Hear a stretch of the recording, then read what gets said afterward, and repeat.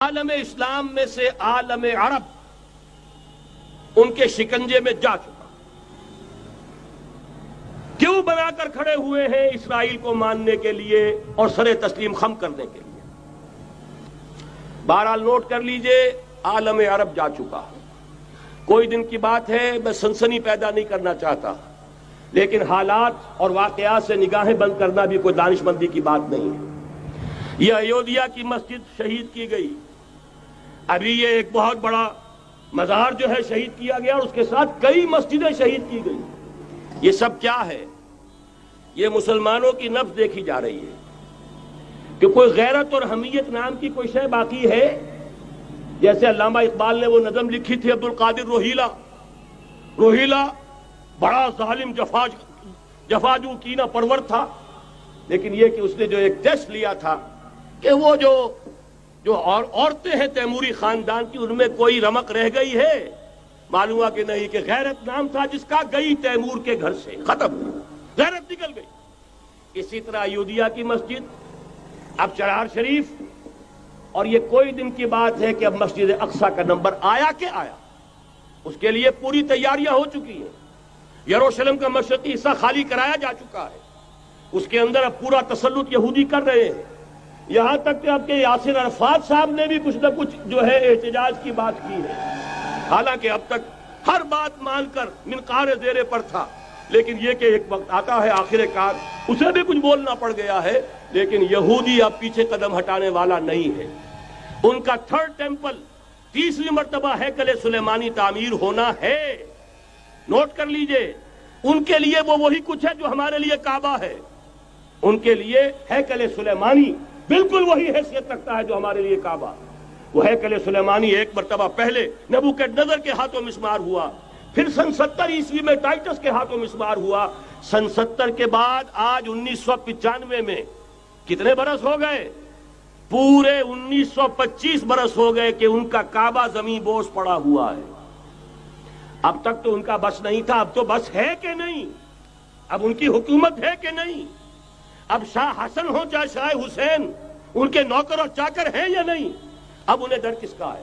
لہذا کوئی دن کی بات ہے، مسجد اقصی شہید ہوگی اور ٹیمپل کی تعمیر شروع ہوگی۔ یہ تو بہرحال ایک نقشہ ہے۔ اگلا نقشہ آپ کو بتانا چاہتا ہوں، ایک دوسری تصویر ہے۔ یہ تصویر ہے زمینی، ایک تصویر ہے آسمانی۔ وَمَكَرُوا وَمَكَرَ اللَّهُ وَاللَّهُ خَيْرُ الْمَاكِرِينَ۔ انہوں نے اپنی سی تدبیریں کی، اللہ نے اپنی تدبیر کی، اور ظاہر بات ہے اللہ کی تدبیر سے بہتر تدبیر کس کی ہوگی؟ چنانچہ یہودیوں کی سازشیں اس وقت بھی ناکام ہوئی تھی یا نہیں؟ ظاہر بات ہے جاء الحق وزهق الباطل ان الباطل کان زہوقا۔ لہذا یہ آیتیں دونوں اعلان کر رہی ہیں کہ یہودیوں کی سازشیں بالآخر ناکام ہوں گی اور دین حق کا بول بالا ہو کر رہے گا۔ یہ تو ان آیتوں سے ظاہر ہے۔ یریدون لیطفئوا نور اللہ بافواہہم واللہ متم نورہ ولو کرہ الکافرون۔ یریدون ان یطفئوا نور اللہ بافواہہم ویابى اللہ الا یتم نورہ ولو کرہ الکافرون۔ هو الذی ارسل رسولہ بالہدی ودین الحق لیظہرہ علی الدین کلہ ولو کرہ المشرکون۔ اللہ نے تو بھیجا ہی ہے اپنے رسول کو اس فیصلے کے ساتھ اور یہ ذمہ داری اور مشن دے کر کہ جو دین حق آپ کو دے کر بھیجا جا رہا ہے اسے غالب کیجئے، نافذ کیجئے، قائم کیجئے۔ اس مشن کے ساتھ بھیجا جا رہا ہے۔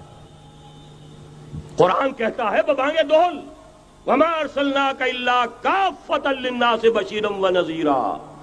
اے محمد صلی اللہ علیہ وسلم، ہم نے نہیں بھیجا ہے آپ کو مگر پوری نوع انسانی کے لیے بشیر اور نذیر بنا کر۔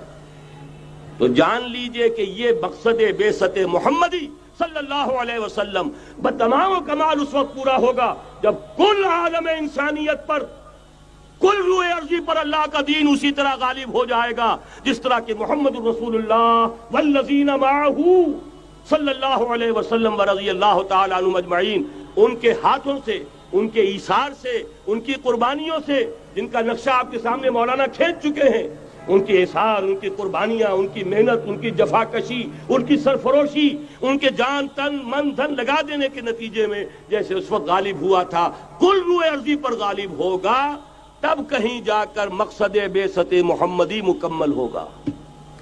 یہی وجہ ہے اقبال نے کہا تھا وقت فرصت ہے کہاں، کام ابھی باقی ہے، نور توحید کا اتمام ابھی باقی ہے۔ لیکن ساتھ ہی خوشخبری بھی دی تھی، یہ چمن معمور ہوگا نغمہ توحید سے، آئے گا وہ دور، یہ چمن معمور ہوگا نغمہ توحید سے، لازماً آ کر رہے